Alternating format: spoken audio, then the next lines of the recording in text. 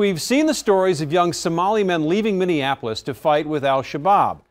But tonight, the FBI wants help tracking down some Minnesota men who've gone to fight a different war, this time in Syria.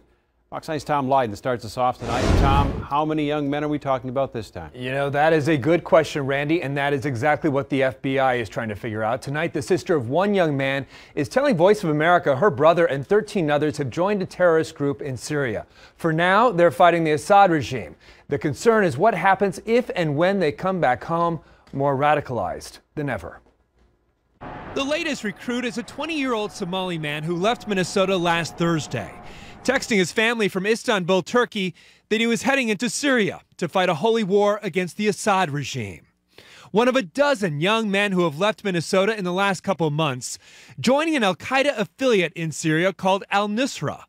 The Minneapolis FBI now asking for help, wanting to hear from anyone who knows how the young men were recruited. We came across information recently, Tom, which indicated that some young people may have traveled from Minnesota with the ultimate objective of traveling to Syria in order to engage in the armed struggle there against the Assad regime. If you guys only knew how much fun we have over here, this is the real Disneyland.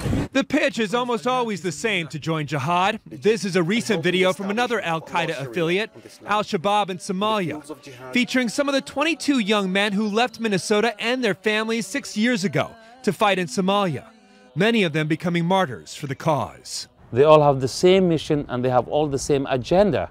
The name doesn't make a heck of a difference. If I go and join Al-Shabaab, it's like the same like I join Al-Qaeda or Al-Nusra. Community leader Omar Jamal says most of the Minnesota men traveling to Syria don't have jobs or money and believes local recruiters may be calling the shots. It takes more than an internet access to convince someone to drop the books and go and commit suicide bombing. A 22-year-old Florida man recently became the first American suicide bomber in Syria. His stunned family thought he was in Jordan. His last email, "I'm here for a good cause, doing good things." As many as 12,000 foreign fighters are now in Syria, and there's almost no U.S. intelligence on the ground anymore.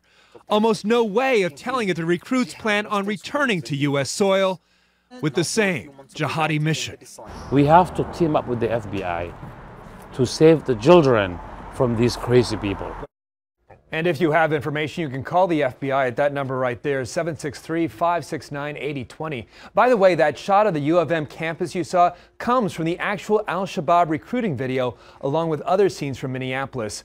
But Minnesota isn't the only place targeted for recruiting. There are also young men traveling to Syria from Europe and Canada as well. The key is who's financing all that, and investigators will be tracking the money trail. Randy? All right, Tom.